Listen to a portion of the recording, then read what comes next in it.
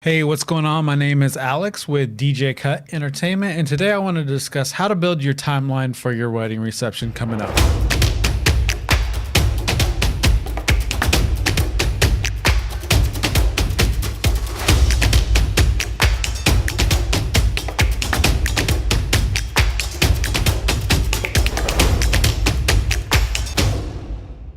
I'm Alex Ramey. I'm the owner of DJ Cut Entertainment, and I want to discuss how I approach wedding timelines with my clients and how I feel the most successful way to build out your timeline.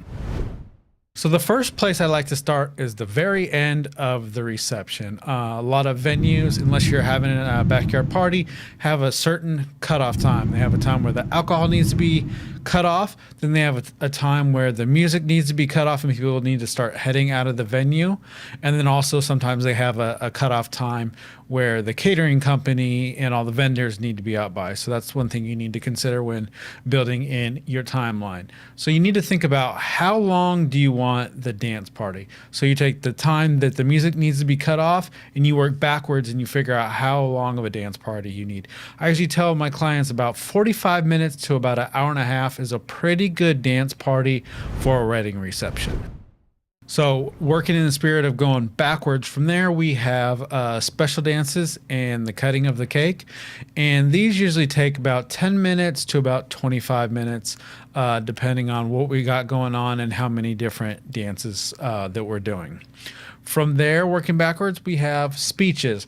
Now, speeches can be 10 minutes long or it can be an hour and a half long. So you really just got to think, how many people do you want to speak and do you want to give them a time limit? I've had father or bride speeches.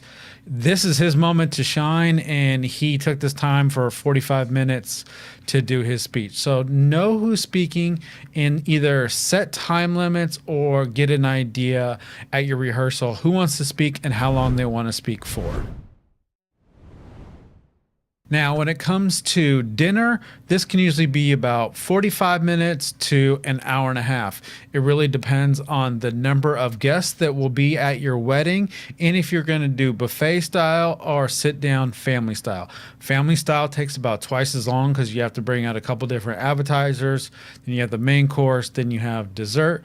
Versus buffet, we just get everybody to get up in line. And as soon as everybody has gone through the buffet line, then we can move into speeches. So then we have cocktail and grand entrance. Now the grand entrance is really quick, usually takes no more than 5 minutes.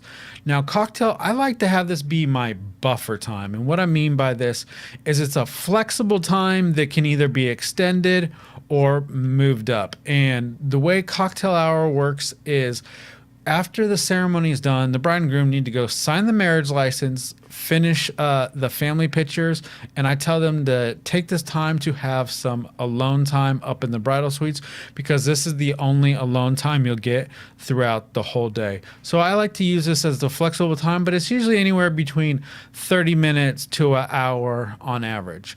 Once those events are all ready to go, then I go talk to the catering company, find out if dinner's ready. Once they're ready, then we can do the grand entrance, and that's the end of cocktail hour.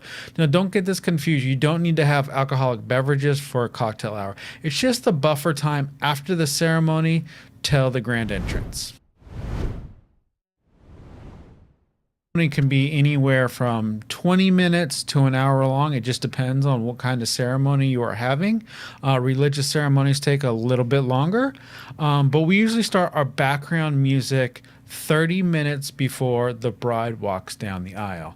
Now, I tell my clients, if you want to walk at 4 o'clock, put on your invitations that you are going to walk at 3:30 because it's usually about 20 to 30 minutes behind. It's not that you guys aren't ready, but guests are still, rolling in. They need to set down their gifts, their cards, find their way to the ceremony site. So ceremonies tend to run a little bit behind. So if you want to start your wedding at 4 o'clock, put on those invitations, 3:30. Now, our package starts when you put on the timeline what time you're planning on walking down the aisle.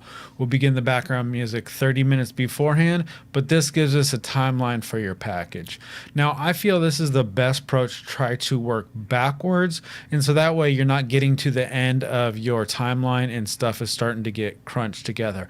I like to have a little bit of a buffer time because ceremonies run a little bit late. Sometimes pictures take longer. Sunset photos need to be adjusted. So there are many different things that need to be adjusted throughout the day that make it crunch down to that end timeline where we have to get everything done before the photographer leaves or before we need to cut off the music. And I don't want my clients to feel stressed doing this process. So this is our approach to doing timelines, and it seemed to work really well for a lot of our clients and alleviate some of that stress.